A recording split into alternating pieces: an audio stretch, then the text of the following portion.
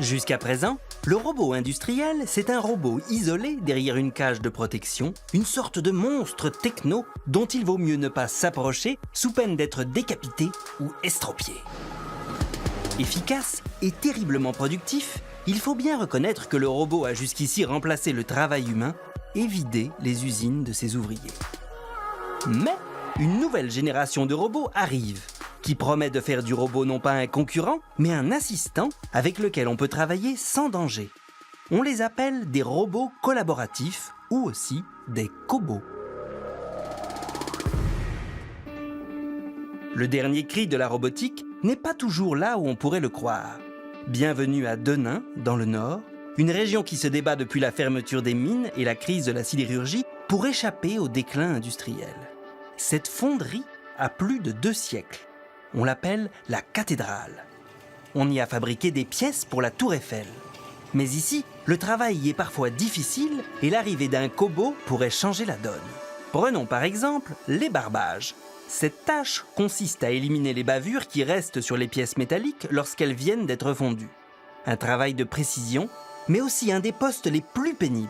Jusqu'ici, les opérateurs devaient manipuler à bout de bras une meuleuse pesant 5 kg, sans parler des vibrations. Un poste physiquement éprouvant qui entraîne de nombreux arrêts maladie. Jean-Paul, 49 ans et barbeur de son état depuis 15 ans, en sait quelque chose. C'est un boulot très dur, et barbeur, c'est un boulot très dur. Alors, les gens, des fois, ils arrêtent parce qu'ils ont toujours mal au dos. Ou des fois, ça m'est arrivé de prendre un arrêt parce que j'ai eu un mal de dos. Gwenaël Gillet est le directeur de production de cette aciérie. Pour lui, trouver une solution à la pénibilité est une nécessité. On travaille pour l'industrie lourde, on a des grosses pièces, on a des gros équipements, donc on a un risque de, j'aurais tendance à dire, d'user un peu les opérateurs, donc on cherche à les soulager. On cherche à réduire la pénibilité, parce qu'on n'a pas pour vocation de casser des bonhommes. Depuis un mois, un robot collaboratif a fait son apparition auprès de Jean-Paul. Il s'agit d'un bras articulé qui permet de manipuler la meuleuse presque sans effort et en toute sécurité. L'ouvrier reste au centre du dispositif, c'est lui qui le pilote. Celui qui a mis au point ce robot, c'est Serge Grigorovitz. Cet ingénieur en robotique a créé une start-up spécialisée dans la conception de robots collaboratifs d'assistance à l'effort. Son but, trouver la technologie qui supprime la pénibilité. C'est une machine en fait qui est douée d'un sens du toucher. C'est-à-dire que ici, donc avec ma main, je vais lui donner une intention. Donc c'est une force globalement, et la machine, elle va détecter cette force dans toutes les dimensions de l'espace, et elle va retraiter ça en fait dans une armoire électronique bourrée d'ordinateurs pour en fait permettre aux 6 axes de la machine qui sont motorisés de mettre en mouvement la machine dans l'espace, un peu comme on voudrait le faire avec la main. Pour bien comprendre le fonctionnement de ce cobot, comparons-le à un corps humain. Les 6 axes correspondent aux articulations, comme celles que nous avons au coude ou au genou. Les tendons correspondent à la transmission, les câbles. Les os, ce sont les segments. Et les muscles, ce sont ces moteurs placés sur chaque articulation. C'est grâce à ces moteurs, pilotés par des algorithmes complexes, que l'assistance à l'effort est obtenue et que le poids et les vibrations sont quasi supprimés. Le principe en fait qui fait que les utilisateurs et les opérateurs ils trouvent un gain à cette machine, c'est l'amplification d'effort. Là, pour déplacer la machine, je mets 500 grammes et je vais obtenir en fait un déplacement de l'outil qui va être multiplié par 10, donc 5 kg.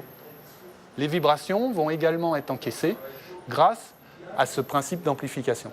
Effectivement, après un mois d'essai, le premier bilan est très positif. Pas vrai les gars? C'est vrai que c'est moins pénible avec cette machine que, les positionnements, le mal de dos, on le sent moins. Même au niveau des secousses, des meules, tout ça, on n'a pas avec ça. Là, avec la machine, je plie même pas. C'est le top en fait. C'est le top de la meule presque. Sans déconner. Ouais, c'est vrai. Pour l'entreprise, l'objectif est atteint. La pénibilité est très fortement réduite, ce qui permet de revaloriser un poste de travail pour lequel le personnel était difficile à maintenir. Prochaine étape, augmenter la productivité. Aujourd'hui, nous sommes toujours dans une phase de test. Aujourd'hui, nous n'allons pas plus vite qu'avec les moyens traditionnels, qu'avec les moyens à la main, mais on pense qu'avec l'habitude, on pourra aussi regagner en productivité et récupérer l'investissement. Un investissement conséquent qui se chiffre autour de 150 000 €. Mais il existe des cobots beaucoup plus abordables. Car le cobot, c'est aussi le robot facile d'accès qui se démocratise. À la foire de Hanovre, le grand rendez-vous mondial de la technologie, on trouve des cobots incroyables dès 25 000 €. La star de Hanovre cette année, c'est Iwa, un cobot made in Germany qui bénéficie de l'avance allemande en matière de robotique. Un cobot aussi habile que votre chien pour attraper la baballe. Avec ce type de robot, beaucoup d'applications sont possibles. Assembler, visser, trier, il est capable de presque tout faire. Catherine Simon est consultante en robotique. Elle préside InnoRobot, le salon français de la cobotique. Et les cobots, elle y croit à fond. La cobotique, clairement, c'est aujourd'hui une révolution dans la robotique industrielle. Avant, pour mettre un robot industriel dans une usine, il fallait un bureau d'études, de l'ingénierie, des systèmes électriques particuliers. Il fallait robotiser l'intégralité de la chaîne de production. Aujourd'hui, le cobot, il arrive, il se met juste à côté de l'être humain, sur une prise normale, éventuellement on peut le déplacer et on le programme beaucoup plus facilement. Preuve qu'avec ce cobot, le robot se démocratise. Il débarque même chez l'artisan. Revoici Iwa, cette fois chez un chocolatier. Richard Sève est un des meilleurs chocolatiers de Lyon. Il est même classé parmi les 10 meilleurs chocolatiers de France. Une véritable success story. Richard est convaincu que son développement passera par une robotisation partielle de sa production. Et il a décidé de faire fabriquer par le cobot sa spécialité, la pierre des Monts d'Or. Donc la pierre des Monts d'Or, c'est quoi? C'est un intérieur praliné. Au lieu d'être trempé dans du chocolat, il est trempé dans une meringue royale, ce qui permet de ne pas fondre. Et ensuite, il est déposé sur une feuille de papier pour sécher. Donc, cette opération étant réalisée par l'humain, je me suis dit, on peut la faire réaliser par un robot. La main-d'œuvre qualifiée, elle a envie de faire autre chose que de faire tout le temps le même geste. Et si on peut lui donner des tâches, on va dire, à plus forte valeur ajoutée, c'est plus intéressant pour le collaborateur comme pour l'entreprise. Iwa vient d'arriver dans le labo de chocolaterie pour des tout premiers tests. Aux commandes, Baptiste, le chef pâtissier avec sa casquette noire, et Thomas, l'intégrateur avec sa charlotte sur la tête. L'intégrateur, c'est celui qui va adapter le robot à l'usage voulu.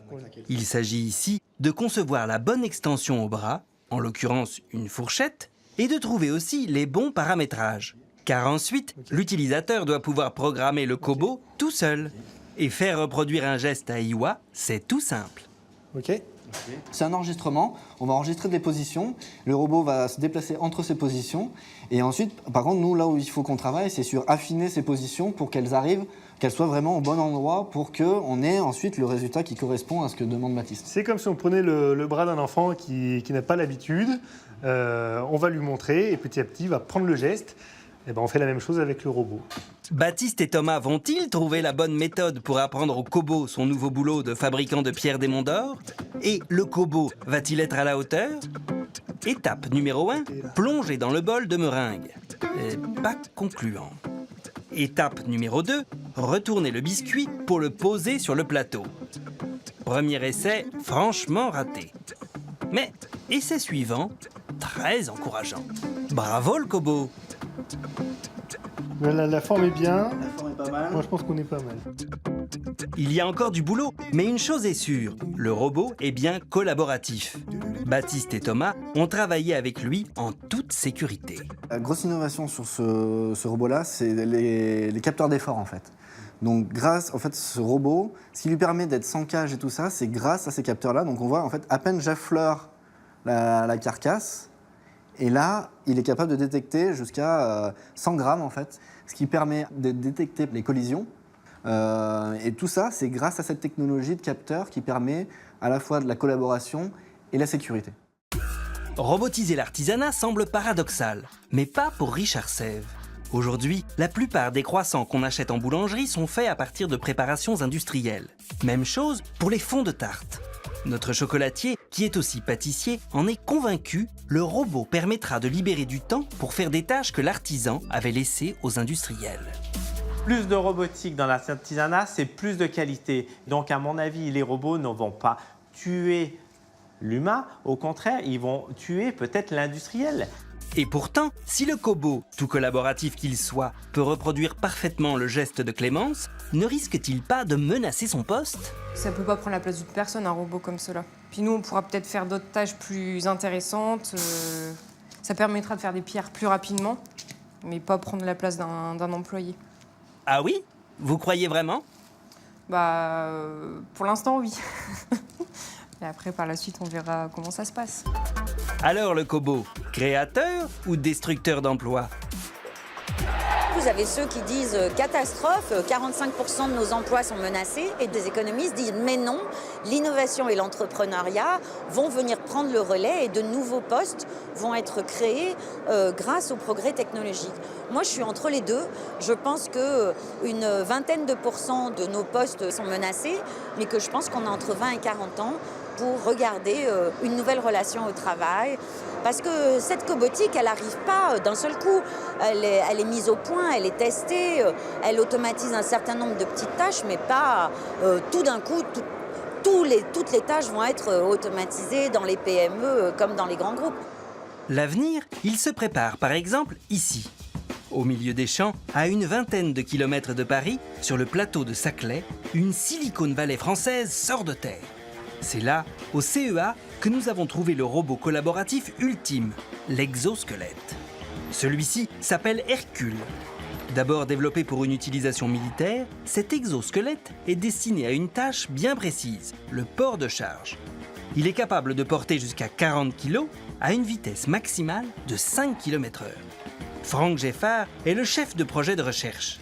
Il a fallu 6 ans pour mettre au point cet exosquelette. La difficulté ? Concevoir une machine qui porte une charge en vous laissant libre de vos mouvements. C'est un exosquelette d'assistance à des personnes valides, ce qui veut dire que c'est la personne qui pilote les mouvements de l'exosquelette. L'exosquelette suit. C'est-à-dire que ce n'est pas l'exosquelette qui va imposer ma trajectoire à mes pieds. C'est bien moi qui vais décider de lever le pied. L'exosquelette doit reporter toute la charge sur l'autre pied. De savants calculs gérés par un ordinateur qui pilote 4 moteurs, un sur chaque genou et un sur chaque hanche de l'exosquelette. Donc quand je lève mon pied, les moteurs vont tirer le poids finalement de la jambe vers le haut. Et quand je pose mon pied, les moteurs vont pousser vers le bas pour porter la machine. L'exosquelette pèse lui-même 30 kg. En fonctionnement, son poids ne disparaît pas totalement. Il conserve 2 kg pour donner conscience à l'utilisateur qu'il se sert de la machine. Démonstration avec un sac de ciment de 25 kg.